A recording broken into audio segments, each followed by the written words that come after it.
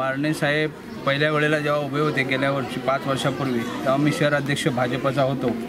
त्यावेळच्या परिस्थितीपेक्षा आज परिस्थिती चांगली आहे. त्याही वेळेला आम्ही चांगला मताधिक्य सेना भाजपने दिलेला आहे त्यांना. आता ह्याही वेळेला चांगल्या मताधिक्याने आम्ही त्यांना विजय करणार.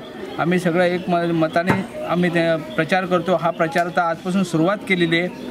हे 27 तारखेपर्यंत आमचा प्रचार राहील.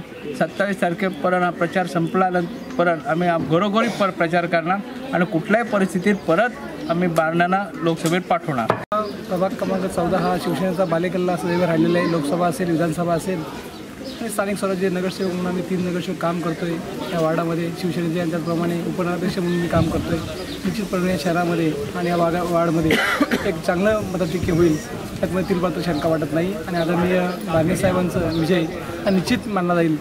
आणि त्यांनी बरीचशी कामं ह्या ठिकाणी केली. खोपोली शहरामध्ये समाज मंदिराला निधी असेल, आमच्या या शेजारी असणाऱ्या काजवाडीच्या ठिकाणी संरक्षित भिंतीला निधी असेल, अनेक त्यांनी म्हणजे निधी देऊन शनी विकास कामांचे भूमिपूजन आणि उदाहरण ते स्वतः इथे आलेले आहेत खोपोली शहरामध्ये.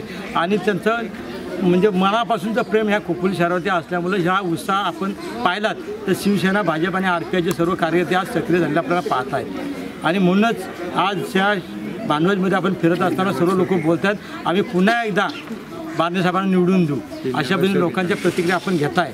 3 नगरसेवक आहेत.